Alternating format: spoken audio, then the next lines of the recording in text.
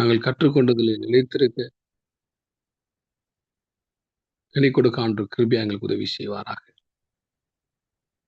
எங்கள் வார்த்தையாகிய தேவனே, எங்கள் வார்த்தையாகிய இயேசு கிறிஸ்துவின் வார்த்தையாகிய பரிசுத்த ஆவியானவரே, இந்த நாளிலும் நீர் பேச போகிறதான ஜீவனுள்ள வார்த்தைக்காக நன்றி. வார்த்தையை ஆண்டவரே கொண்டு வருகிற தேவதாசனோட ஆண்டவர் நீங்க இடைப்படுங்கப்பா. இந்த நாளில் ஆண்டவரே கற்றுக்கொள்கிற நாங்கள் அதன்படி வாழ்வதற்கு எங்களை அர்ப்பணிக்கிறோம். ஆண்டவர் இந்த வார்த்தையை நாங்கள் கேட்கறது மாத்திரமல்ல, அதன்படி வாழ்வதற்கு எங்களை தாழ்த்தி அன்றே எங்களை ஆண்டவரே உமக்கு நேராக இன்னும் பரிசுத்தத்திலே காத்து கொண்டு நடக்க எங்களை ஒவ்வொரு கிருபையா உதவி செய்யுங்க. தேவதாசனோட ஆண்டவரே நீங்க பேசும்படியாய் வெளிப்பாடுகளை கொடுங்க. வேதத்துடைய வெளிப்பாடுகளை கற்றுக்கொள்ள உதவி செய்யும்படியாச்சு. அந்த ஒரு ஸ்தோத்திரம் வரவர்களுக்கு பிள்ளைகளுக்காக நன்றி. எல்லா தடைகளை நீக்கி கர்த்தாவை நீங்க அழைத்து வரும்படியாய் அப்படி நாம் ஒன்று மகிழ்க்கப்படட்டும். நீங்க பேசுங்க, நான் கேட்கிறோம். இயேசுவின் நாமத்து பிதாவே, ஆமென் ஆமென். கர்த்தர் நல்லவர். அப்படியாக எங்கள் மத்தியில் இருக்கிறதான பாஸ்டர் கிருபா பாஸ்டர் இருக்காங்க. அப்படியாக இதனுடைய வார்த்தைகள் மத்தியில் பகிர்ந்து கொள்வாங்க. பாஸ்டர் வெல்கம் பாஸ்டர், இது உங்களுடைய. Praise lord. Thank you pastor. Praise lord. கர்த்தருடைய பரிசுத்தமுள்ள நாமத்துக்கு மகிமை உண்டாவதாக. Good morning everybody. எல்லாருக்கும் காலை வணக்கம். Praise lord. Good morning pastor. Good morning pastor. Okay, thank you. ஆமென். கர்த்தருடைய பரிசுத்தமுள்ள நாமத்துக்கு மகிமை உண்டாவதாக. ஆண்டவராய் இயேசு கிறிஸ்துவின் நாமத்தினாலே இணைப்பில் இருக்கின்ற ஒவ்வொருவரையும் இந்த காலை வேளையிலே வாழ்த்துகிறேன். தொடர்ந்து நாம் ஆண்டுடைய வேதத்தை ஆராய்ந்து வருகிறோம், கற்று வருகிறோம். வேதத்தை அறியாத இந்த ஜனங்கள் சபிக்கப்பட்டவர்கள் என்றும் ஒரு வார்த்தை அங்கே சொல்லப்பட்டிருக்கிறது. வேதத்தை அறியாதவர்கள் சபிக்கப்பட்டவர்களாம். அது உண்மைதான். ஏன்னா வேதவசனம் எதுவுமே பொய்யுரைப்பதல்ல, எல்லாமே அது மெய்யானது, சத்தியம். கர்த்தருக்கு ஸ்தோத்திரம். பிரியமானவர்களே, ஆகவே இந்த வேதத்தை நாம் ஆராய வேண்டும். உடைய அதிசயங்களை காணும்படி கண்கள் திறக்கப்பட வேண்டும். வேதம் எல்லாரும் படிக்கலாம், வாசிக்கலாம், போதிக்கலாம். ஆனால் அதுல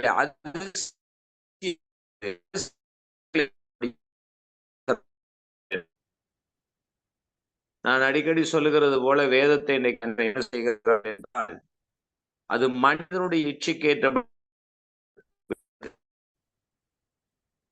தேவனுடைய விருப்பத்தையும் மனிதனுடைய விருப்பத்தை அதுல அப்படித்தான் ஜெபம், பிரசங்கம், வாக்குத்தத்தங்கள் எடுத்துடுவார். குறிப்பா உபவாசம் கூட ஒரு சிஸ்டர் வந்தார்கள் யாழ்ப்பாணத்தை என்று என்னை பார்ப்பதற்கு. அப்ப அந்த சகோதரி சொன்னார்கள், பாஸ்டர் நான் 40 நாள் உபவாசம் இருந்தேன். எதுக்கு இருந்தீங்க? அந்த தங்களுடைய பிள்ளைகள் சரியான முறையில் இல்லையா, அதனால நான் உபவாசம் பண்ணி பிள்ளைகளுக்கு ஆட்சேபித்தேன் என்று சொன்னார்கள். இப்ப எப்படி சூழ்நிலைகள் எப்படி இருக்கு? கொஞ்சம் பரவாயில்ல பாஸ்டர் என்று சொன்னார்கள். இதுல ஒன்றை கவனத்தில் எடுப்போம். ஆண்டவர் கொஞ்சம் அற்புதம் செய்கிறவர் அல்ல, பாதி அற்புதம் செய்கிறவர் அல்ல, முழுமையா செய்கிறவர். அப்ப முழுமையான அற்புதத்தை நாம் பெற்றுக்கொள்ள வேண்டும் என்றால் அதுக்கு முக்கியமா எது தேவைப்படுகிறது அதை நாங்க பார்க்கணும். முதலாவது எது தேவைப்படுகிறது? ஜெபம், துதி, உபவாசம், எழுப்புதல் கூட்டங்கள். இதுக்கு மேலாக இதெல்லாம் தேவைதான், நான் இல்லை என்று சொல்லவில்லை, தவறாய் நீங்கள் புரிந்து கொள்ள வேண்டாம். இதெல்லாம் தேவைதான். ஆனா இதனால நம்முடைய தேவன் எங்களை அவர் மாற மாட்டார்.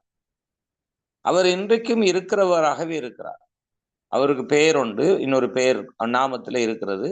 அவர் இருக்கிறவராகவே இருக்கிறார். அவர் நேற்றும் இன்றும் என்றும் மாறாதவர். அவரை நாம மாற்றி விட முடியாது, அவரை நாம வளர்ச்சி எடுக்க முடியாது. ஆனா அப்படி பிரசங்கமும் பண்றாங்க. ஆண்டவரை நாம நம்முடைய வழிக்கு கொண்டு வரலாம் என்று சில வசனங்களூடாக தங்களுடைய மனுஷ ஞானத்தினூடாக பேசிக் கொண்டிருக்கிறார்கள். ஆனால் உண்மையான இன்றைக்கும் மாற வேண்டிய நபர்கள் நம்ம தான் மாறணும். ஆண்டவர் ஒரு ஒரு காரியத்துக்காக நான் ஜெபிக்கிறோம் என்றால் பாதி செய்வார், பாதி செய்ய மாட்டார் என்று இல்ல. அவர் செய்தால் முழுமையாக அவர் கம்ப்ளீட் பண்ணுவார். மனுஷனை போல பாதி செய்யறவர்ல. அப்ப என்ன நடக்குதாங்க? அந்த சகோதரி உபவாசம் இருந்தது நல்லதுதான். ஏன் பாதி கேட்கப்பட்டது? இங்கதான் நம்ம பார்க்கணும். அப்ப அந்த சகோதரி, அது அந்த சகோதரி மட்டுமில்ல, அநேகர் அப்படிதான் செய்யறாங்க. அவர்கள் என்ன செய்கிறார்கள் என்று சொன்னால், தங்களுடைய நல்ல விருப்பம் தான், பிள்ளைகள் ஆண்டவருக்குள்ள இருக்க வேண்டும், நல்ல விருப்பம் தான். ஆனால் பிள்ளைகள் ஆண்டவருக்குள்ள இருக்க வேண்டும், நல்ல விருப்பம், நல்லதுதான். அதுக்கு முதல் ஜெபம் பண்றதும் நல்லதுதான். அதுக்கு முதல் நாம் செய்ய வேண்டியது என்ன? அதைத்தான் கவனிக்கணும். என்ன செய்ய வேண்டும்? பைபிள் தெளிவாய் சொல்லுகிறது. இன்னைக்கு அநேகருக்கு வேத அறிவில்லை. இன்னொரு சகோதரி என்னோடு பகிர்ந்து கொண்டார்கள். தன்னுடைய மகன் ஒரு டாக்டரா இருக்கிறார். ஆனா இவ்வளவு நாளும் சின்ன வயசுல இருந்தே பைபிளை விட மாட்டார். ஆனா இப்போ ஒரு 6 மாதமாக அவர் பைபிளை தொடர்றதே இல்லை. ஆண்டவரை பற்றி எந்த விதமான இதுவும் இல்லை.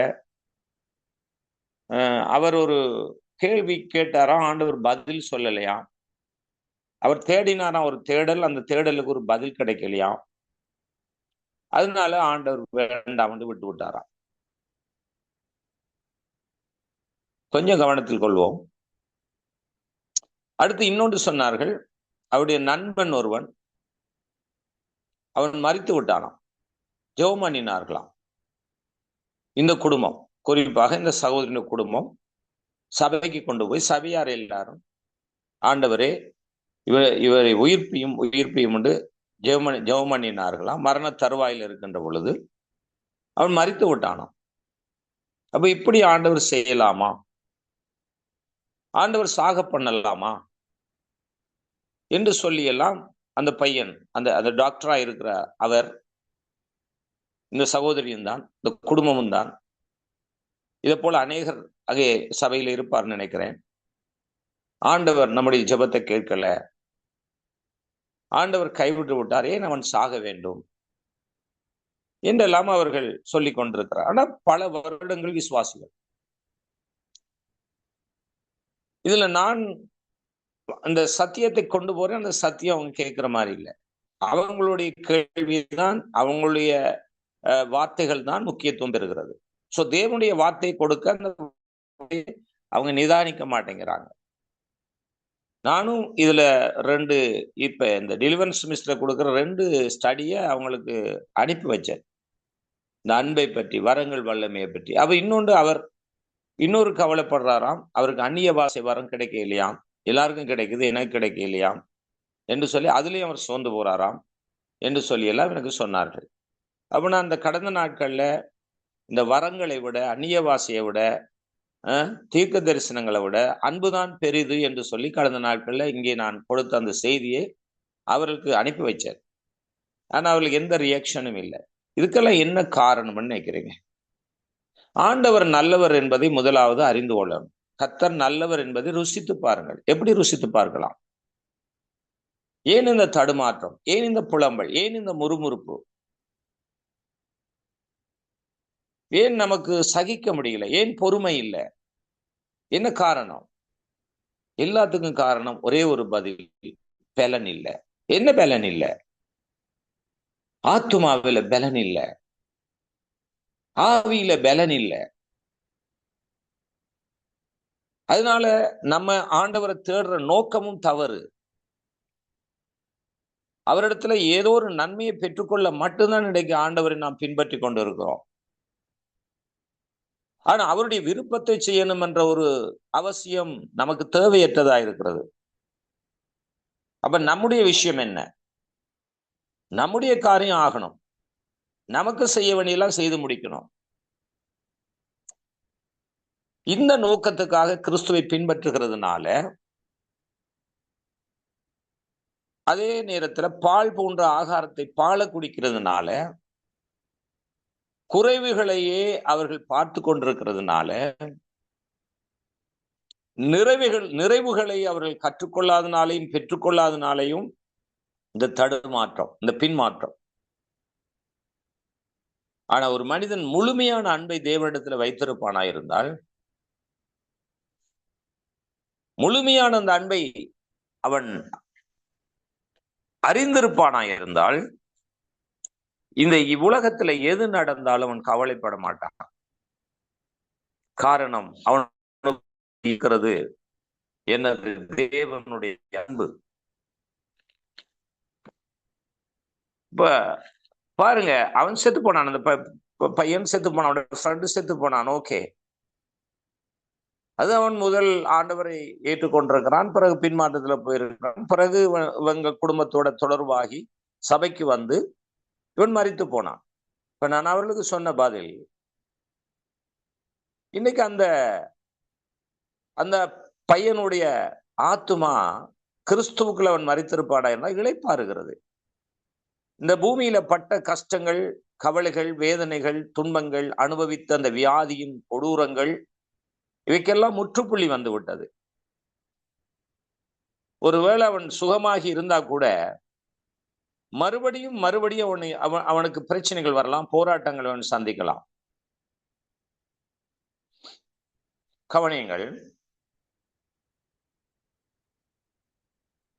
லாசரு வியாதிப்பட்டு மரித்து விட்டான். வியாதியா இருந்த போதும் ஆண்டவர் அங்க போய் அவர்களை குணமாக்கல, செத்து போனான். 4 நாட்களுக்கு பிறகு இயேசு போய் அந்த லாசரு உயிர்ப்பித்தார். அதுக்கப்புறம் அவன் சாகலையா? ஹலோ, கேக்குறீங்களா? இருக்கிறீங்களா? அதுக்கப்புறம் அவன் சாகலையா? செத்தான் பாஸ்டர், மரித்தான். சரி, அப்போ ஒரு வியாதியா இருக்கிற இந்த தம்பி, இப்ப இவங்க சொல்றாங்களே, இந்த சகோதரி சொன்ன இந்த தம்பி, ஒருவேளை வியாதி சுகமாயிருந்தால் திரும்ப வியாதி வராதா? திரும்ப அந்த பையன் இந்த பூமியில ஏதும் கஷ்டத்தை, கவலையை அவன் அனுபவிக்க மாட்டானா? சொல்லுங்க.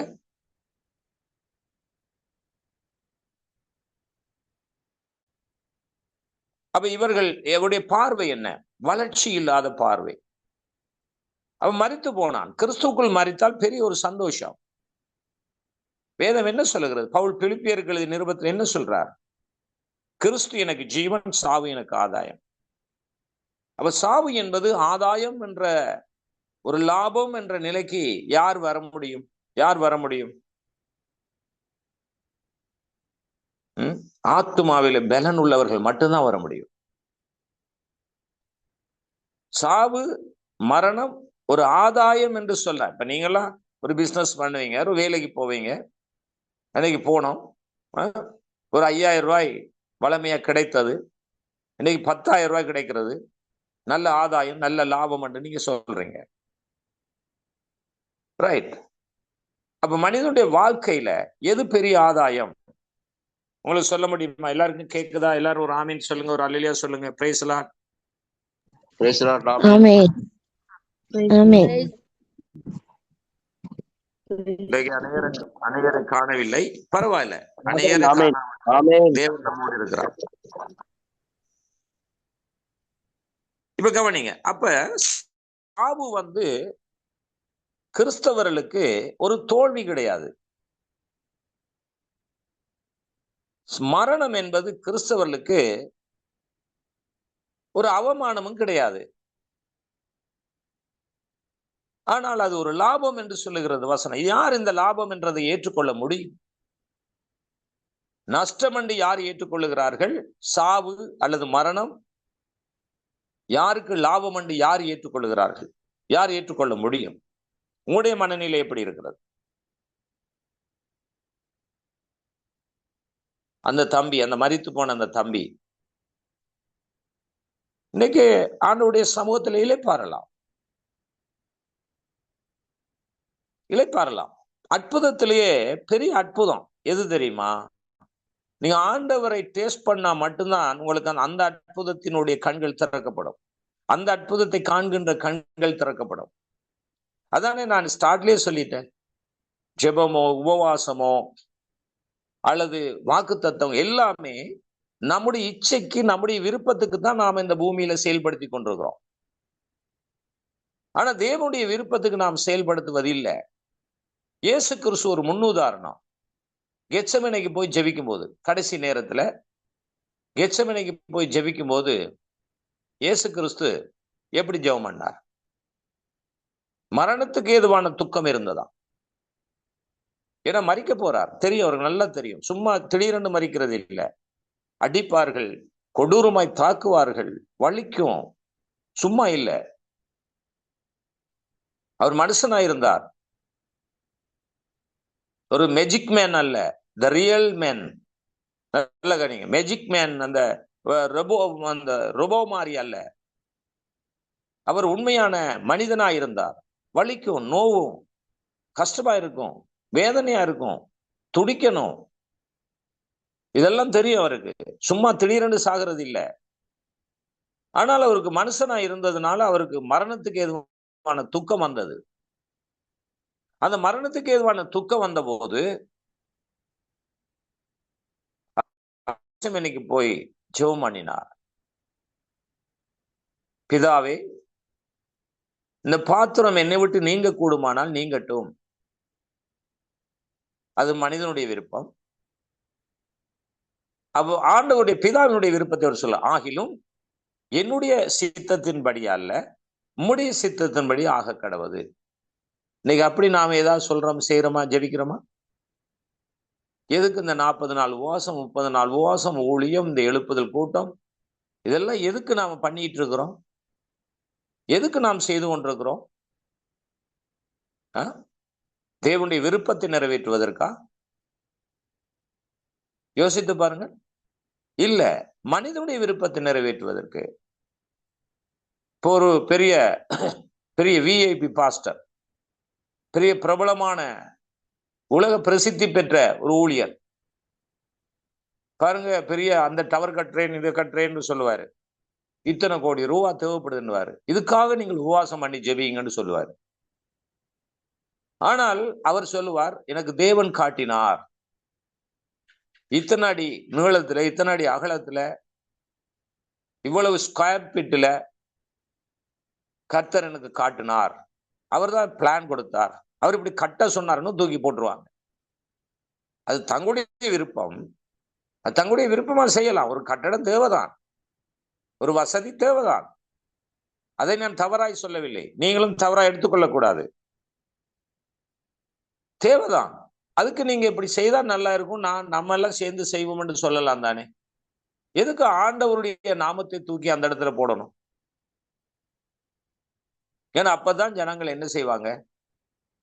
கடவுளுக்காக எதையும் செய்ய முன் வருவாங்க என்பதுதான் இதுதான் இந்த இந்து கோயில்களிலேயும் இந்து பூசாரிமாரும் செய்யறது.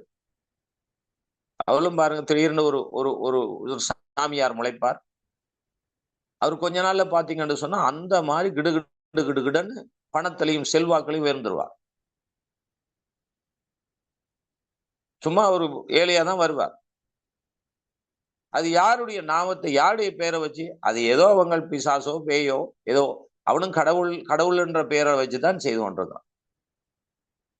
சத்ய சாய்பாபான்றவரை பார்த்திருக்கிறோம், அடுத்து நித்யானந்தாவை பார்த்திருக்கிறோம், அப்புறம் இன்னொன்னு யாரு, இன்னும் இந்த ஈசா மையம் அதை பார்த்திருக்கிறோம்.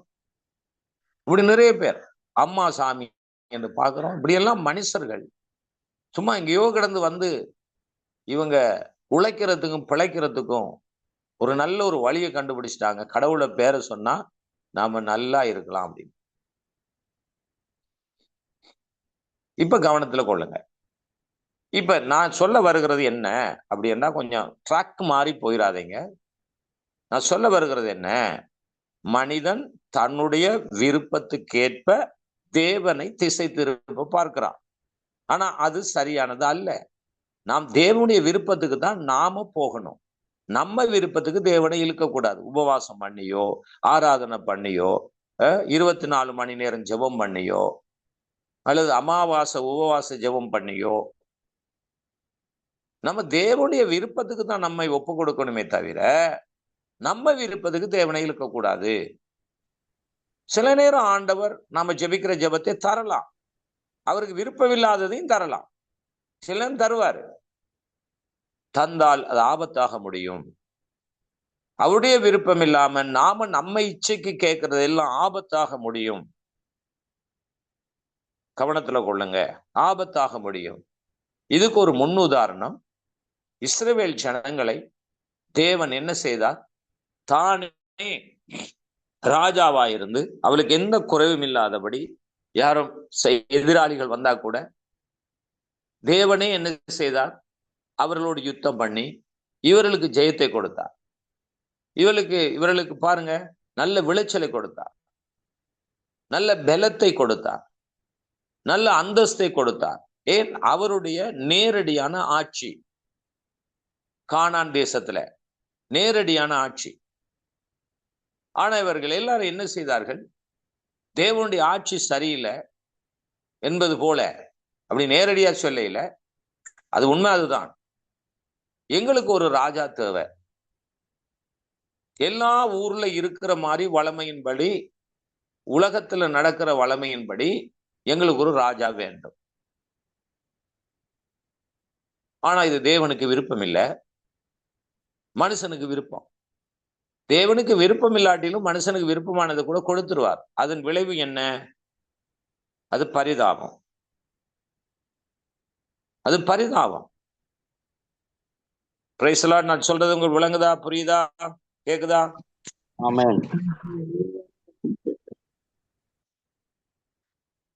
அப்ப நாம என்ன செய்யணும்? இயேசுவை பின்பற்றணும். வேற யாரையும் நாம பின்பற்றக்கூடாது. வேற யாரையும் முன்மாதிரியை கொண்டு போக கூடாது. இயேசுவை தான் நம்ம முன்மாதிரியை கொண்டு போகணும். இயேசு என்ன செய்தார்னு வேதத்துல தேடி பாருங்க. வேதத்துல தேடி பாருங்க. ஒருவேளை நான் சொல்லுவது கூட வேதத்துல இருக்கான்னு பாருங்க. நான் சொல்லுவது வேதத்துல இல்லாவிட்டால் ஏற்றுக்கொள்ளாதீங்க. இன்னைக்கு மூட நம்பிக்கை அதிகமாய் தமிழர்கள் மத்தியில வளர்ந்திருக்கிறது. இது மற்ற பாஷக்காரரை பற்றி நான் ஆய்வு செய்யல. தமிழர்களை பார்த்தார். இந்தியாவிலையும் தன்னும் இலங்கையிலையும் தன்னும்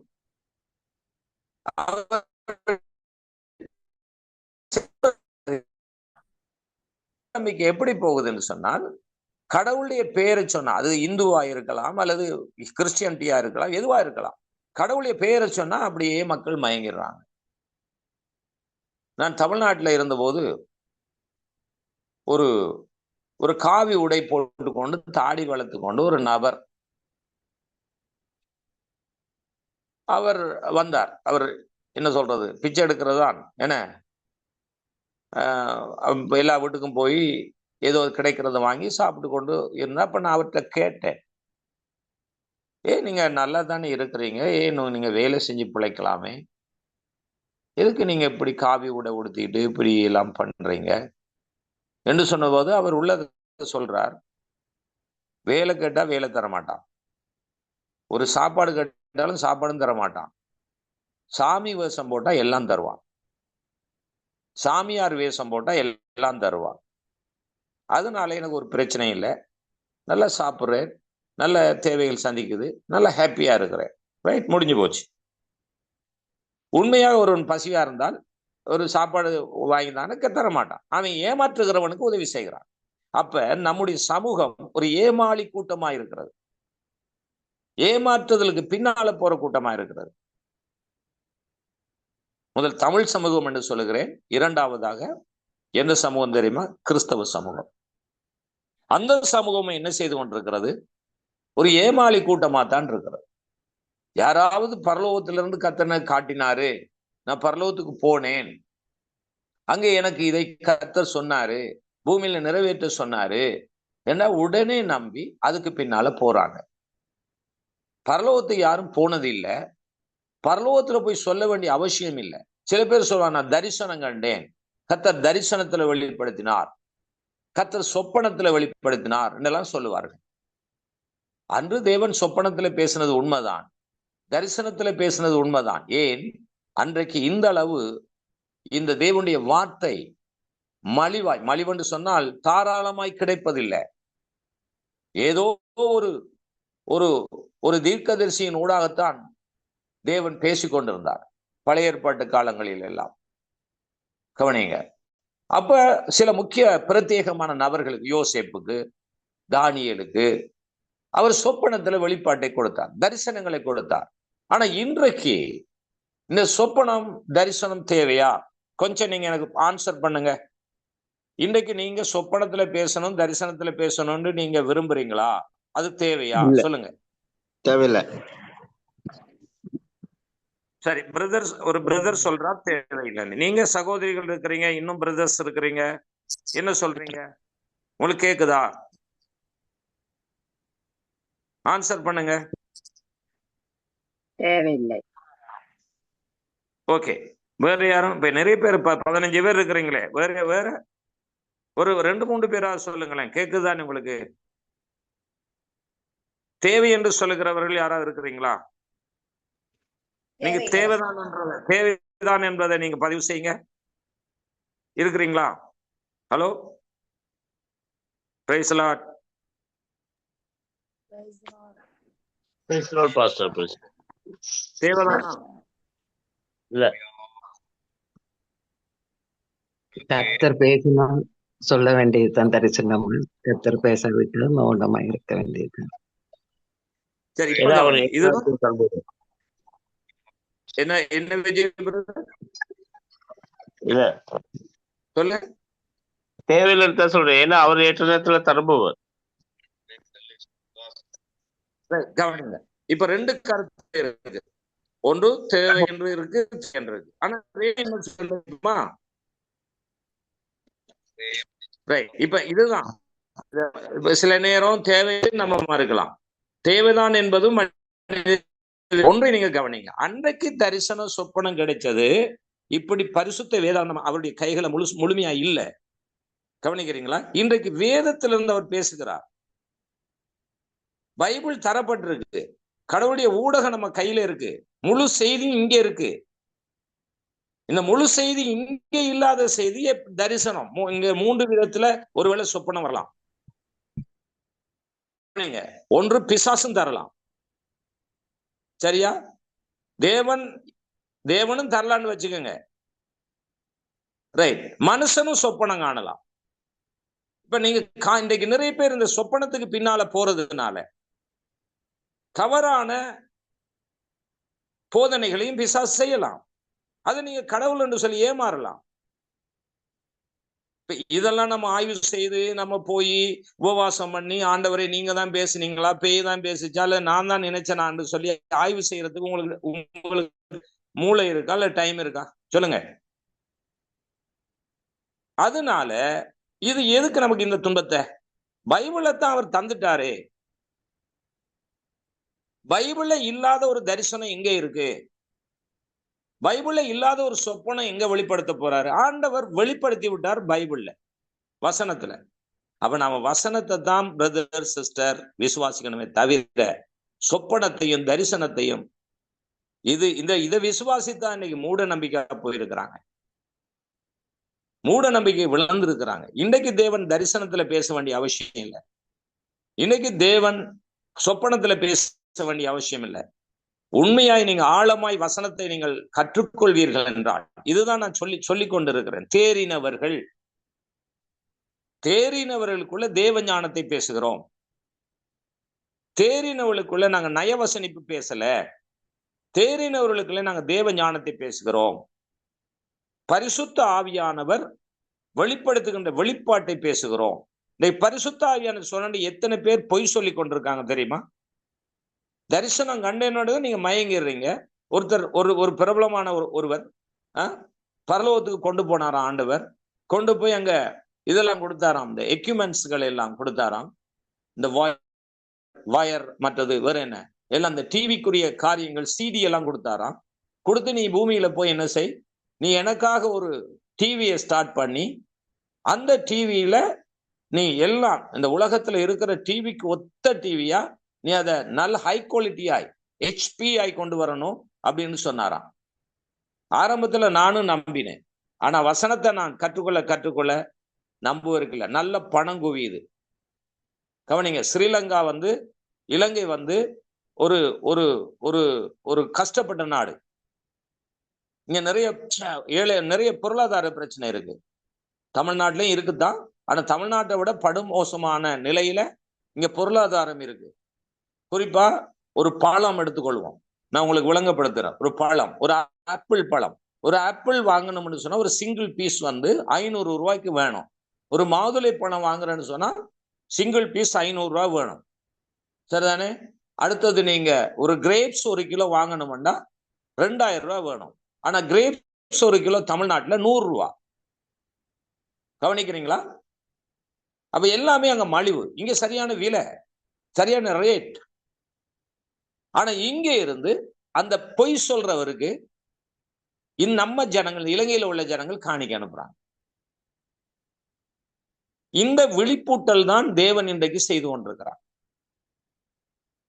இப்ப தரிசனம் கண்டன்னு ஆளுக்கு சொன்னா நீங்க நம்புவீங்களா? யோசித்து பாருங்க. ஒரு நாள் தமிழ்நாட்டுல ஒரு ஊழியத்துக்கு நான் ஒரு பாஸ்டர் கூட்டிட்டு போயிருந்தேன். அது என்னுடைய சபை, நாங்க ஸ்தாபித்த சபை, என்னுடைய தலைமைக்கு கீழே இருக்கிற சபை. அங்க 3 நாள் கூட்டம். அப்ப இவரையும் நான் இவருடைய வீட்டுல தான் தங்கி இருந்தேன். சரி, இவரையும் கூட்டிட்டு போயிருந்தேன். இவருடைய அனுபவங்களும் இவருடைய கேட்போம். இவர் இந்த தரிசனத்துல மயனிக்கிறவர், சொப்பனத்துல மயனிக்கிறவர். அப்ப அங்க இருந்த வாலிப பையங்களை பார்த்து சொல்றாரு, நீ தரிசனம் கண்டாயா? வாலிபர்கள் சொப்பனம் காணுவார்கள், தரிசனம் காணுவார்னு இருக்கு, நீ சொப்பனம் கண்டாயா? தரிசனம் கண்டா? அவன் முழிக்கிறான். சரி, இன்னொரு காரியத்தை நான் உங்களுக்கு சொல்லுகிறேன்.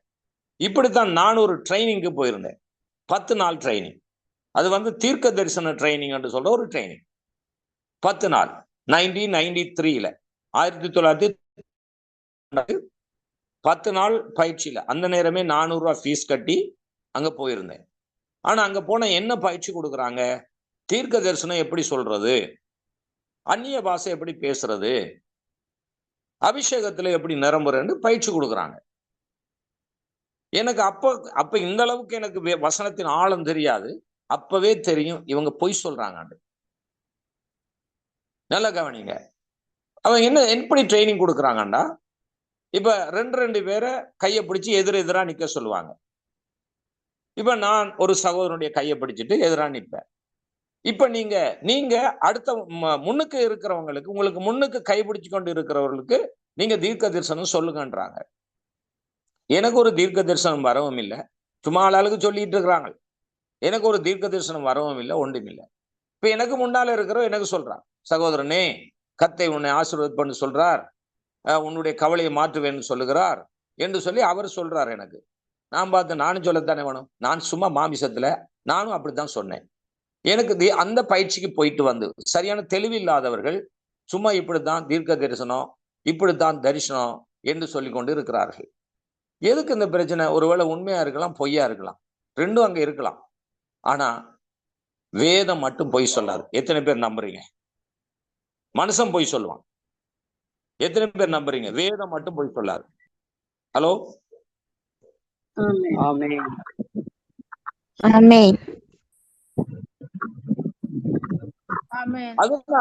அதனால்தான் வேதம் சொல்லுது. இன்னொரு கவனத்துக்கு எடுங்க, தரிசித்து நட, விசுவாசித்து நட. பைபிள் சொல்லுது, நீங்க தரிசித்து நடவாமல் விசுவாசித்து நடங்க. தரிசனத்தை நாடி, சொப்பனத்தை நாடி இன்னைக்கு போக வேண்டிய அவசியம் இல்லை. நாம் தொலைஞ்சு போயிடுவோம், நாம் மூட நம்பிக்கைக்குள்ள போயிடுவோம், தவறான உபதேசத்துக்குள்ள போயிடுவோம், பிசாசுடைய வழிநடத்துக்குள்ள போயிடுவோம். அப்ப தேவை என்ன? தேவை என்ன? வசனம். வசனம். நம்முடைய வசனம் என் கால்களுக்கு தீபமும் பாதைக்கு வெளிச்சமும். வசனம். வசனத்தை விட என்ன மேன்மை இருக்கு? வசனத்தை விட ஒரு மனுஷனுடைய வார்த்தை பெருசா? தேவனுடைய வார்த்தை வசனம் தானே, சத்தியம் தானே. சத்தியத்தை அறிகிற மனுஷன் தானே விடுதலையாக முடியும். தரிசனத்தை கண்டேன், சொப்பனத்தை கண்டேன் என்பவன் விடுதலை அடைய முடியுமா? உங்களுக்கு தெரியுமா? நான் நிறைய விஷயத்தை நான் பார்த்திருக்கிறேன். ஒரு நாள் ஒரு கூட்டம் நடந்தது, ஒரு ஸ்பெஷல் கூட்டம். அந்த ஸ்பெஷல் கூட்டத்துல ஒரு சகோதரிக்கு வயிறு கொஞ்சம் பெருசா இருந்தது, வயிறு கொஞ்சம் தொப்பையா பெருசா இருந்தது. இந்த தீர்க்கதரிசி இவர் எல்லாருக்கும் தீர்க்க சொல்லிட்டு இருக்காரு. சொல்லிட்டு வந்து ஜெபம் பண்ணாங்க. கர்த்தர் உனக்கு அழகான ஆண் குழந்தையை தருவார் என்று சொல்லி தீர்க்கதரிசனம் செய்யறார், சொல்றார்.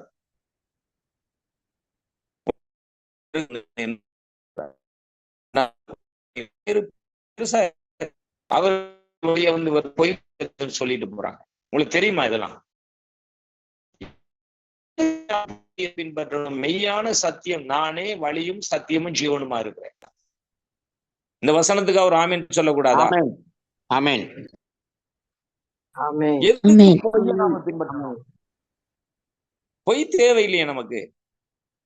அதனால தயவு செய்து அன்பான சகோதர சகோதரிகளே, நீங்க வசனத்தை பின்பற்றுங்க. அதுதான் இயேசு. அவர்தான் இயேசு. இயேசு இல்லாத ஒன்று அது பொய்யாத்தான் இருக்கும். அந்த காலத்துல அந்த நேரங்கள்ல அவர் சிலருக்கு தரிசனம் கொடுத்தது உண்மை, சொப்பனம் காட்டினது உண்மை. தெளிவான இப்படி பைபிள் இல்லை, அதனால அவர் அப்படி செய்தார். இன்றைக்கு தேவையில்லை. இன்னைக்கு தேவை என்ன? வசனம். தேவையானது ஒன்றே, மரியாள் தன்னை விட்டு எடுபடாத பங்கை தெரிந்து கொண்டார். என்ன அந்த பங்கு? அவருடைய பாதத்தில் அமர்ந்து அவருடைய வார்த்தையை கேட்பது. Price the Lord.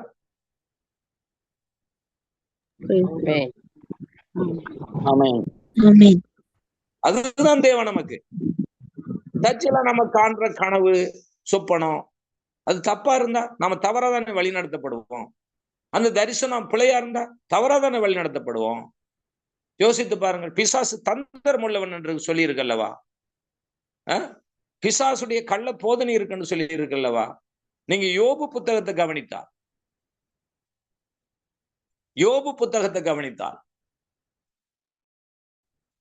யோபுக்கு இவ்வளவு துன்பம் வந்த போது இந்த நண்பர்கள் எல்லாம் பதறி அடிச்சு கொண்டு உண்மையான பாசத்துல உண்மையான அன்புல போய் அவர்களும் ஸ்டக் ஆகி 7 நாள் அவர்களும் சாப்பிட இல்லை, வீட்டுக்கு போகல, யோபுவோட இருந்துட்டாங்க. திடீரென்று ஒரு ஆவி வந்தது பாருங்க அவங்களுக்குள்ள. அந்த ஆவி அந்த நண்பர்களை அட்டாக் பண்ணதோட தேவன் சொன்னார் என்று சொல்லி தேவையில்லாததை சொல்லி யோபுவை காயப்படுத்தி கொண்டு. உங்களுக்கு தெரியுமா? நீங்க பைபிளை நல்லா வாசிங்க.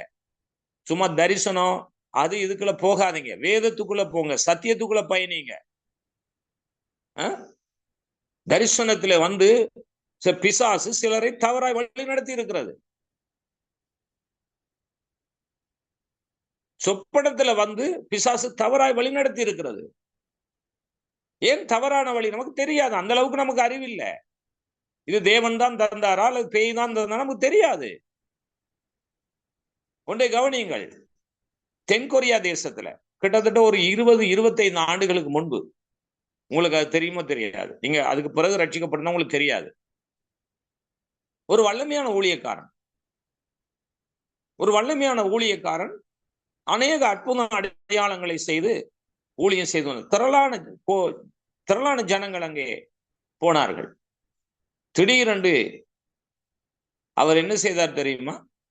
இயேசு இத்தனாம் தேதி இத்தனை மணிக்கு வருகிறார், எல்லாரும் ஒன்று கூடுங்கள் என்று சொல்லிட்டார். இப்ப இந்த மக்கள் எல்லாரும் ஒன்று கூடினாங்க. ஆனா இயேசு வரல. அதுக்கு முன்பு எல்லாரும் ஒரு ஏற்கனவே ஆயத்தப்படுத்தி இருக்கிறார், இயேசு வருகிறார் என்று சொல்லி வேலையை ரிசைன் பண்ணி இருக்கிறாங்க, சொத்துக்களை வித்து இருக்கிறாங்க, வீடு வாசல்லாம் யாருக்கோ கொடுத்துருக்கிறாங்க. நான் இயேசுடைய வருகைக்கு போனா போதும் என்று சொல்லி. கடைசியா இயேசு வர இல்லை. நடந்தது என்ன? நிறைய பேர் தற்கொலை பண்ணி செத்துக்கொண்டு. உங்களுக்கு தெரியுமா சரித்திரம்? கொஞ்சம் நாம அறிவுபூர்வமா சில விஷயத்தை சிந்திக்கணும். விளங்குதா? தேவனுடைய ஞானத்துல நாம் பயணிக்கணும், உலக ஞானத்துல பயணிக்க வேண்டாம். இது போல அமெரிக்காவில் ஒரு சம்பவம் நடந்தது. இப்படித்தான் இயேசு வருகிறார் என்று சொல்லி அது அவங்கள்ட்ட திரளான இந்த மாதிரி தரிசனம் சொல்றவங்க, இந்த மாதிரி சொப்பனம் காண்றவங்க, இந்த மாதிரி அற்புதம் அடையாளம் போறவங்களுக்கு நிறைய கூட்டம் போகும். ஆனா சத்தியத்துக்கு பின்னால போறதுக்கு கூட்டம் குறையும். நிறைய கூட்டம் அமெரிக்கால. கடைசி என்ன நடந்தது தெரியுமா? அப்படியே அவங்க நெருப்பு தீ வச்சு கொண்டு அந்த ஹால்ல நிறைய பேர் செத்து போனாங்க. தெரியுமா உங்களுக்கு? தமிழ்நாடு இந்த டிஜிஎஸ் தினகரனுக்கு முன்னுக்கு ஜீவானந்தம் போதருக்கு முன்னுக்கு இவங்கெல்லாம் பழைய ஆட்கள். ஜீவானந்தம் போதர்லாம் ஸ்டார்டிங் பழைய ஆட்கள். இவர்களுக்கு முன்பு பாலாசிரி லாரி என்று சொல்லி ஒரு தேவ மனிதன் இருந்தாரு. அவர் நிறைய அற்புதம் அடையாளங்கள்லாம் செய்தாரு. கவனிங்க, கடைசியா ஒரு நாள் போய் இயேசு வருகிறார், இந்த டேட்டுக்கு வருகிறார் என்று சொல்லி கர்த்தர் எனக்கு வெளிப்படுத்தினார் என்று சொல்லி சொன்னார். எல்லா ஜனங்களும் போனாங்க. கடைசியா இயேசு வரையில அவர் தன்னைத்தானே இயேசுன்னு அறிவித்தார். அதனால பிரதர் சிஸ்டர், நீங்க கொஞ்சம் நம்ம எல்லாத்துலயும் மயங்க கூடாது. ஆனா இயேசு எல்லாருலயும் மயங்குறவர் அல்ல. கவனிக்கிறீங்களா? நம்ம உபவாசமோ, நம்ம தரிசனமோ, நம்முடைய பிரயாசமோ, பலமோ, பராக்கிரமத்துல அவர் மயங்குறவர் அல்ல. அவர் மயங்குவார் எப்பொழுது? அவருடைய வார்த்தைக்கு நடுங்கிறவனைத்தான் நோக்கி பார்ப்பார். பிரைஸ்லா. ஹலோ, ஆமென். அவருடைய வார்த்தைக்கு அவர்களுக்கு நோக்கி பார்ப்பார். கவனிங்க, தவறா பயணிக்காதீங்க, தவறான போதனைக்குள்ள போகாதீங்க, தவறான தரிசனம் சொப்பனம் உண்டு. அதை வேதம் சத்தியம், வேதம் மாறாது. வானமும் பூமியும் ஒளிந்து போனாலும் உடைய வார்த்தைகள் ஒருபோதும் மாறாது என்று சொல்லப்பட்டிருக்கு. அல்ல மாறாத தேடுவோமே. நான் பிரசங்கம் பண்ற மனிதன் மாறி விடுவேன், ஆனா நான் பிரசங்கிக்கிற வார்த்தை மாறாது. இத கவனத்துல கொள்ளுங்க. இந்துவுல தான் மூட நம்பிக்கை இருக்கு. சாமியார் ஏமாத்துறான், பின்னால போறாங்க. நம்ம ஆட்களும் நல்ல ஒரு பாட்டு படிச்சுட்டா, அது யார் படிச்சாலும் சரி, அவர் எப்படியா இருந்தாலும் சரி, உடனே ஏமாந்து போறாங்க. இல்ல பிரதர் சிஸ்டர், வாசிக்கலாம். சரி, இந்த சொப்பனம் தரிசனம் பார்க்கிறோமே, இதை குறித்து வசனம் இருக்கு, வாசிப்போம். யோவான் 14வது அதிகாரம், யோவான் 14வது அதிகாரம் 21வது வசனம். 21வது வசனம். என் கற்பனைகளை பெற்றுக்கொண்டு அவைகளை கைக்கொள்கிறவனே என்னிடத்தில் அன்பாய் இருக்கிறான். என்னிடத்தில் அன்பாய் இருக்கிறவன் என் பிதாவுக்கு அன்பாய் இருப்பான். நானும் அவனில் அன்பாய் இருந்து அவனுக்கு என்னை வெளிப்படுத்துவேன் என்றார். யாருக்கு வெளிப்பாடு கிடைக்கும்? சும்மா சும்மா தொட்டது பட்டதுக்கெல்லாம் கனவு காண முடியுமா? தொட்டது பட்டதெல்லாம் தரிசனம் காண முடியுமா? யாருக்கு வெளிப்படுத்துவார்? அது வெளிப்பாடுனா கனவுல வந்து சொல்றேன்னு சொன்னாரா, தரிசனத்துல சொல்றேன்னு சொன்னாரா? பழைய ஏற்பாடுல தரிசனங்கள் சொப்பனங்கள் உண்டு. ஏன்னா அன்றைக்கு வந்து இந்த அளவுக்கு வேதாகமம் இல்லை. இன்னைக்கு ஒரு நபருக்கு 4 வேதாகமம் 5 வைத்திருக்கிறோம். நானெல்லாம் 40 வருஷத்துக்கு முன்பு ரட்சிக்கப்படுற நேரம் எனக்கு உண்மையா வேதாகமம் இல்ல. ஒரு இந்து தம்பி ஒருத்தன் வச்சிருந்தான். அவனுக்கு யாரோ இலவசமா கொடுத்துருக்கான். ஆனா எனக்கு வேதாகமம் கிடைக்க இல்லை. நான் அவனிடத்துல ஒரு இரவலாக ஓசியாக வாங்கிதான் நான் வேதத்தை வாசித்தேன்.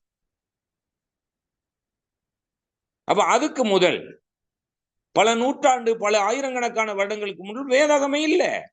எனவே தேவன் அது தரிசனத்தினூடாக சொப்பனத்தினூடாக பேசினார். இன்றைக்கு அவர் சொப்பனத்துல தரிசனத்துல பேச வேண்டிய அவசியம் இல்லை. இன்றைக்கு அவர் வேதத்துல பேசுகிறார். வேத வார்த்தையினூடாக பேச. யாரு இது வேத வார்த்தை? எது? தேவனுடைய வார்த்தை. தேவனுடைய வார்த்தை, தம்முடைய வார்த்தையை, தம்முடைய விருப்பத்தை அவர் வேதாகமத்தினூடாக பேசுகிறார். அதான் நம்ம இந்த தலைப்புல நாம் பார்த்து கொண்டிருக்கிறோம். வேதாகமம் பரிசுத்த கடவுளுடைய ஊடகம். ஒரு செய்தி என்ன இல்ல பைபிள்ல? எந்த சம்பவம் இல்ல. நேற்று நடந்தது இருக்கிறது, இன்றைக்கு நடக்கிறது இருக்கிறது, நாளைக்கு நடக்க போறது இருக்கிறது. என்ன இல்ல பைபிள்ல? எனக்கெல்லாம் நானெல்லாம் இந்த வசனத்துக்குள்ள இப்ப வந்து நான் ஜெபமணி பேயும் ஓட வேண்டாம், நான் ஜெபமணி நோயும் வேண்டாம், நான் உருப்படியா நம்முடைய ராஜ்யத்துக்கு வரணும். அதுவே எனக்கு போதுமானது. எனக்கு தரிசனம் வேணாம், சொப்பனம் வேணாம், எதுவுமே வேண்டாம்ப்பா. நீங்க போதும், நீங்க போதும். ஆமென், ஆமென். இந்த உலகத்துல நான் எல்லாத்தையும் ஆதாயம் பண்ணி எல்லாத்தையும் அள்ளி கட்டிக்கிட்டு உண்மை இழந்து போனா என்ன லாபம் இருக்கு? மனிதன் உலகமெல்லாம் ஆதாயப்படுத்தி கொண்டாலும் தன் ஆத்துமாவை நஷ்டப்படுத்தினா அவனுக்கு லாபம் என்ன? ஏன் வசனத்தை நம்ம பார்க்க முடியல? ஏன் வசனத்தை நம்ம விரும்புறோம் இல்ல? திரும்ப வாசிங்க சிஸ்டர். 14:21 யோவான். என் கற்பனைகளை பெற்றுக்கொண்டு அவைகளை கைக்கொள்ளுகிறவனே என்னிடத்தில் அன்பாய் இருக்கிறான். என்னிடத்தில் அன்பாய் இருக்கிறவன் என் பிதாவுக்கு அன்பாய் இருப்பான், நானும் அவனில் அன்பாய் இருந்து அவனுக்கு என்னை வெளிப்படுத்துவேன் என்றார். அப்ப முதல் யாருக்கு வெளிப்பாடு கிடைக்குது? யாருக்கு வெளிப்பாடு கிடைக்குது? கற்பனையை கை கொள்றவனுக்கு, கற்பனையை பெற்றுக்கொள்றவனுக்கு. சும்மா எல்லாரும் கனவு கண்டுட்டு இருக்க முடியாது. கனவு கண்டு நிறைய பேர் இன்னைக்கு தவறா பயணிச்சிருக்கிறாங்க. தரிசனம் சொல்லி நிறைய பேர் பயணிச்சிருக்கிறாங்க தவறாக. ஆனா வேதம் ஒருபோதும் தவறு விடாது. வேதம் தவறாது. தேவனுடைய வார்த்தை என்றைக்கும் பொய்யுரையாது. மனிதனுடைய வார்த்தை பொய்யுரைக்கும், மனித சிந்தை பொய்யுரைக்கும். கூட்டி குறைச்சி மனுஷன் பேசலாம். ஆனா யாருக்கு தேவன் வெளிப்பாடு கொடுக்கிறார்? கற்பனையை பெற்றுக்கொண்டு அவைகளை கை கொள்ளுகிறவன் தான் இயேசுக்கு அன்பா இருக்கிறவன் தான். கடந்த நாட்கள் அன்பை பற்றி பேசணும். யார் இயேசுக்கு அன்பா இருக்கிறான்? கற்பனையை கை கொள்ளணும். நாம மற்றவங்களை நேசிக்கிறோமா? முதலாவது கற்பனையினுடைய பிரதான நோக்கமே நம் வேதத்தை கை கொள்வோம்னா வேதத்தின்படி வாழணும். சரி, 22வது வசனம் வாசிங்க. 22.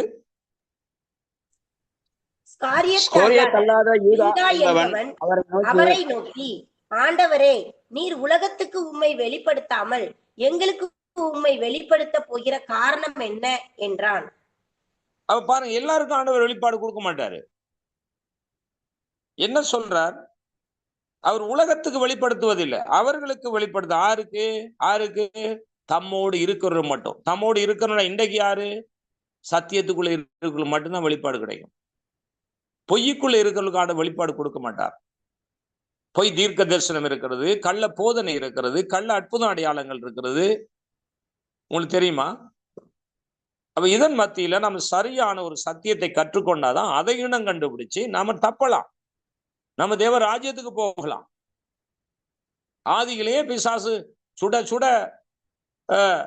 போட்ட சுட சுட தயாரித்த சாப்பாடே பழுதாகி விட்டது. எது? ஆதாமும் ஏவாளும் சுட சுட படைக்கப்பட்டதிலேயே பிசாசு என்ன செய்தான்? பழுதாக்கி விட்டான்.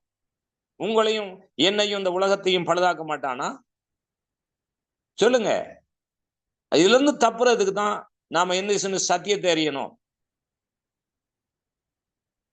பொய்க்கு பின்னால போயிடக்கூடாது. சரி, 23வது வசனம். இயேசு அவனுக்கு பிரதியுத்தரமாக, ஒருவன் என்னில் அன்பாய் இருந்தால் அவன் என் வசனத்தை கை கொள்ளுவான், அவனில் என் பிதா அன்பாய் இருப்பார், நாங்கள் அவனிடத்தில் வந்து அவனோடு வாசம் பண்ணுவோம். ஆமென். ஆமென். பாத்தீங்களா? ஆமென். அது யாரோட கடவுள் இருக்கிறார்? யாரோட தேவன் இருக்கிறார்? வசனத்தை கை கொள்ளுதலோடு தான் தேவன் இருக்கிறார். ஆமென். இதான் உண்மை, இதான் சத்தியம். சும்மா கத்துறவங்களோடையும் கதை சொல்றவங்களோடையும் இருக்க மாட்டாரு. வசனத்தை கை கொண்டு வார்த்தையின்படி வாழ்றவனோட தான் பிதாவாகிய தேவன் குமாரனா இயேசு இருப்பார். சத்திய ஆவியானவர் இதுக்குள்ளதான் நடத்துவார், பொய்யுக்குள்ள நடத்த மாட்டார்.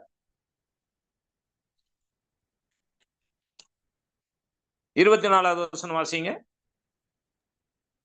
என்னில் அன்பாயிராதவன் என் வசனங்களை கை கொள்ள மாட்டான். நீங்கள் கேட்கிற வசனம் என்னுடையதா இராமல் என்னை அனுப்பின பிதாவினுடையதா இருக்கிறது. வசனத்தை கேட்பான், நான் பொய்ய கேட்பான். சொப்பனம், தரிசனம், அது இது என்னத்தையோ சொல்றதெல்லாம், ரீல் விடுறதெல்லாம் கேட்டுக்கிட்டு இருப்பான். ஆனா சத்தியத்தை கேட்க மாட்டான். ஏன்? அவன் தேவன்ல அன்பு இல்லை. அப்போ அவன் யாருல அன்பா இருக்கிறான்? பிசாசுல அன்பா இருக்கான். இதுதான் யோவான் 8வது அதிகாரத்துல ஆண்டவர் கண்டனம் பண்ணினார். கொஞ்சம் நீங்க கவனிக்கணும். வேதத்தை தெளிவாய் கற்றுக்கொள்ளுங்க. 1 கொரிந்தியர் 16:22 வாசிங்க. 1 கொரிந்தியர் 16:22.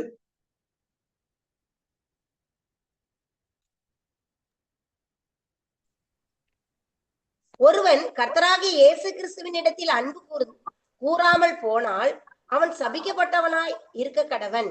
கர்த்தர் வருகிறார். ஆமென். ஆமென். என்ன சொல்லப்படுகிறது? ஒருவன் கர்த்தராகிய இயேசு கிறிஸ்துவிலே அன்பு கூறாமல் போனான், அவன் சபிக்கப்பட்டவன். தெரியுமா உங்களுக்கு? அவனை எப்படி தேவன் ஆஸ்வதிப்பான்? அவனுக்கு எப்படி வெளிப்பாடு கொடுப்பார்? அவனுக்கு எப்படி தரிசனம் சொப்பனம் கிடைக்கும்? ஆனா அவன் சொல்லுகிறான். என்ன சொல்லுகிறான்? தேவன் அப்படி செஞ்சார், இப்படி செஞ்சார், எல்லாம் சொல்லுகிறான். அது மக்கள் கேட்கிறாங்க.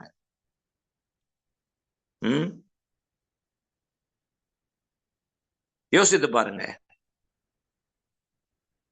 என்னில் அன்பாயிராதவன் என் வசனங்களை கை கொள்ள மாட்டான். இதைதான் நீங்க கவனிக்கணும். நீங்க ஆண்டவருடைய வசனத்தை கை கொள்றீங்களா? நீங்க தான் ஆண்டவருடைய பிள்ளைகள். ஆமென். வசனம் கேட்க வெறுப்பா இருக்கா? சிலருக்கு வெறுப்பா இருக்கும். சத்தியம் கேட்க வெறுப்பா இருக்கும். சே, இது என்னடா, ஒரு சொப்பனம் இல்ல, தரிசனம் இல்ல, வெளிப்பாடு இல்ல, அங்க இல்ல, இங்க இல்ல. அதாவது புருடா விடுறத மக்கள் கேட்பாங்க. சரி, இப்ப கவனிப்போம். அந்த சகோதரிகள், நான் சொன்னேனே, மரித்து போனார் அல்லது குடும்பத்துல அரைவாசி தான் சுகமாயிருக்கு அப்படிங்கிற எல்லாம் பார்த்தோமே. கவனிங்க, இதுல மெயின் என்ன தெரியுமா? உங்க வாழ்க்கையில் இருக்கலாம். இந்த மெயின் என்ன தெரியுமா? எல்லாம் வசனத்துக்குள்ளதான் இருக்கு. வாசிங்க. ஸ்தோத்திரம். யோவான் 15வது அதிகாரம் 7வது வசனம். யோவான் 15:7. நீங்கள் என்னிலும் என் வார்த்தைகள் உங்களிலும் நிலைத்திருந்தால் நீங்கள் கேட்டுக்கொள்வது எதுவோ அது உங்களுக்கு செய்யப்படும். பாதி செய்யப்படுறது இல்ல. அந்த சிஸ்டர் சொன்னாங்க பாதி பரவாயில்ல இருந்தாங்க. பாதி செய்ய மாட்டாரு, முழுசா செய்வாரு.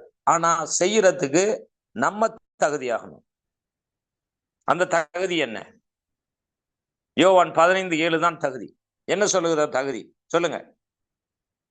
நீங்கள் என்னிலும் என் வார்த்தைகள் உங்களிலும் நிலைத்திருந்தால் நீங்கள் கேட்டுக்கொள்வது. நாம வசனத்தோட இருந்து, நாம சத்தியத்தோட இருந்து கேட்கறது நமக்கு கிடைக்கும். ஆனா இன்னைக்கு மக்கள் என்ன செய்யறாங்க? சத்தியத்துக்குள்ள இல்ல, ஆனா கேட்டு வாங்கிக்கணும். ஆண்டவர் எனக்கு அது செய்யணும், இது செய்யணும். ஆனா சத்தியத்தை அறிய வேண்டிய அவசியம் இல்லை, சத்தியத்தின்படி வாழ வேண்டிய அவசியம் இல்லை, சத்தியத்தின்படி நடக்க வேண்டிய அவசியமும் இல்லை. இந்த நிலை எதனால வருது என்றால், பொய் போதனைகளையும் கள்ள தீர்க்க தரிசனங்களையும் கேட்பதனால வருகின்ற விளைவுதான் இது. சத்திய வாசகன் எவனும் என் சத்தத்துக்கு செவி கொடுக்கிறான். என் ஆடுகள் என் சத்தத்துக்கு செவி கொடுக்கிறது. பிதா நடாத நாற்றெல்லாம் வேரோடு பிடுங்கப்படும். கவனிக்கிறீங்களா? அதனால எல்லாரும் கிறிஸ்தவர்கள் எல்லாரும், சபைக்கு போற எல்லாரும் அல்லது ஊழியம் செய்ற எல்லாரும் தேவனால் அங்கீகரிக்கப்பட்டவர்கள் இல்ல. யார் அங்கீகரிக்கப்படுகிறார்கள் சொல்லுங்க? அவருடைய வார்த்தையை கேட்டு அதன்படி நடக்கிறவனே எனக்கு அன்பாயிருக்கிறான். அவனுக்கு நானும் பிதா அவனிடத்துல வாசம் பண்ணுவோம். இதுதாங்க உண்மையான சத்தியம். இந்த உண்மையுள்ள சத்தியத்தை நீங்கள் அறிந்து கொள்வதற்கு தேவன் உங்களுக்கு கிருபை செய்திருக்கிறார். Price the Lord. அதுக்கு நான் ஆமேன் சொல்லுங்கன்னு சொன்னாதான் சொல்லுவீங்களா? இந்த எத்தனை பேர் உண்மையான சத்தியம் இல்லாமல் தவித்து கொண்டிருக்கிறார்? நம்ம பார்த்தோம், எங்க பார்த்தோம்? சாந்தி சிஸ்டர் அடிக்கடி இந்த வசந்த வாசிமா. ஏசாயா எத்தனாவது? 3:20. ஏசாயா 3:20 சிஸ்டர். Price the Lord. 5:13. 5:13. சோதரம். ஜனங்கள் அறிவில்லாமையினால் சிறைப்பட்டு போகிறார்கள், அவர்களில் கனமுள்ளவர்கள் பட்டியினால் தோய்ந்து போகிறார்கள், அவர்களுடைய திரளான கூட்டத்தார் தாகத்தால் நாவறண்டு போகிறார்கள். அந்த தீர்க்க தரிசனம் இன்றைக்கு நிறைவேறுகிறது. தீர்க்க தரிசனம் கண்ண மூடிட்டு கண்டபடி சொல்றது இல்ல. இதெல்லாம் தீர்க்க தரிசனம். இந்த தீர்க்க தரிசனத்தை அறிந்து கொள்றதுக்கு ஒரு அறிவு வேணும். சும்மா வசனத்தை வாசிட்டு போறது இல்ல. என் ஜனங்கள் அறிவில்லாமையால் என்ன செய்யறாங்களா? என்ன செய்யறாங்களா? சிறைப்பட்டு. யார் சிறைப்படுத்தி கொண்டு போனது? யாருடைய சிறைக்குள்ள இருக்கிறார்கள்? அங்க போய் சிறைப்பட்டு கிடக்குறாங்க. அதுக்கு பிறகு சொல்லுவாங்க, சிறையில வச்சுட்டு பிசாசு சொல்லுவான், உன் சிறையிருப்பை திருப்புகிறேன். எப்படி திருப்புவாரு?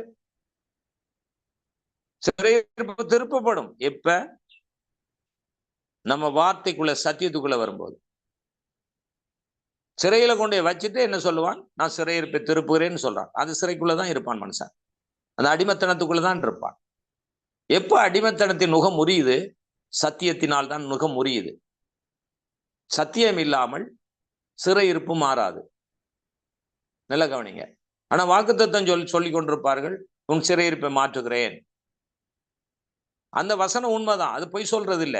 வசனம் எதுக்குமே பொய் சொல்லாது. அந்த சிறையிருப்பை மாற்றுறதுக்கு நீங்க எங்க இருக்கணும்? உங்களுக்கு எப்படி அந்த சிறையிருப்பு மாற்றப்படும் என்று சொல்லிக் கொடுக்கணும். சிறையிருப்பு மாற்றுகிறார். ஆனா எப்ப அது மாறும்? சத்தியத்தை அறிவீர்கள், சத்தியம் விடுதலையாகும். சத்தியத்தை அறியாமல் சிறையிருப்பிலிருந்து வெளியே வர முடியாது. இதுதான் சத்தியம். ஆமென். Praise the lord. கர்த்தர் நல்லவர். ஆமென். ஜெபம் பண்ணிக் கொள்ளுங்க. 3 நாட்கள் டெலிவரன்ஸ் மினிஸ்ட்ரியில திங்கள், புதன், வெள்ளி. இதை தொடர்ந்து இயேசுவை வழி ஊழியத்தின் நூடாக செவ்வாய், சனி, ஞாயிற்றுக்கிழமைகள்ல மிகவும் ஆழமான சத்தியம். இதுதான் வெளிப்பாடு. தெரியுமா? இதுதான் வெளிப்பாடு. கர்த்தருக்கு ஸ்தோத்திரம். கர்த்தரை ஆசீர்வதிப்பார். தவறாம பங்கெடுங்க. அநேகருக்கு அறிமுகப்படுத்துங்க. நீங்க கேட்கிற சத்தியத்தை அப்பியாசப்படுத்துங்க, நடைமுறைப்படுத்துங்க, மற்றவர்களுக்கு சொல்லிக் கொடுங்க. நாம் எல்லாரும் தேவ ராஜ்யத்துக்கு போகணும். ஆமேன். தேங்க்யூ. God bless you. ஆமீன், ஆமீன், ஆமீன். Thank you pastor. தேங்க்யூ. கர்த்தர் நல்லவர். ஆமீன், ஆமீன், ஆமீன். அதனாலும் கூட நாங்கள் கேட்டதான நிச்சயமுள்ள வார்த்தையை கொடுத்ததான ஊழியக்காரருக்காக இந்த நாளை கலந்து கொண்ட தேவ பிள்ளைகளுக்கான ஒரு விஷயம் நன்றி செலுத்த போகிறோம். அநேக தேவ பிள்ளை நாட்களில் வரவில்லை, ஆனாலும் இந்த நாளில் வந்தவர்கள் நாங்கள் பாக்கியவாங்க. அநேக வெளிப்பாடுகளை, சத்தியங்களை இன்னும் நாங்கள் அறிந்து கொள்ள பரிசுத்த ஆவியானவர் உதவி செய்திருக்கிறார். இன்னும் தேவனுடைய வசனத்தில் எப்பொழுதும் நாங்கள் நிலைத்திருக்க கனி கொடுக்கிற தேவ பிள்ளைகளாய் கர்த்தர் எங்களை ஒருவரையும் மாற்றும்படியா விசேஷமாக இப்படியான தேவனுடைய வார்த்தையை கேட்பதற்கு எங்கள் செவிகளை திறந்து கொடுக்கும்படியாக ஏனோ தானோன்னு சொல்லி ஆண்டோடைய வசனத்தை நான் கேட்காதபடி தாகத்தோடு இந்த வார்த்தையை கேட்கத்தக்கதான் ஆண்டு எங்களை ஒவ்வொருவரையும் மாற்றும்படியாக விசேஷமாக டெலிவரி மினிஸ்ட்ரி ஊழியங்களுக்காக இந்த நாட்களிலே வந்ததான 16 குடும்பங்கள் இணைந்து கொண்டாங்க. ஒருவருக்காக நாங்கள் ஜெபிக்க போகிறோம். கர்த்தர்களை ஆசீர்வதிக்கும்படியாக வார்த்தையை கொடுத்தான ஊழியக்காரை கர்த்தர் இன்னும் பலப்படுத்தும்படியாய் அநேகருக்கு ஆசீர்வாதமாய் கர்த்தர் அவர் எடுத்து பயன்படுத்தும்படியாய் எங்கள் மத்தியில் இருக்கிறதான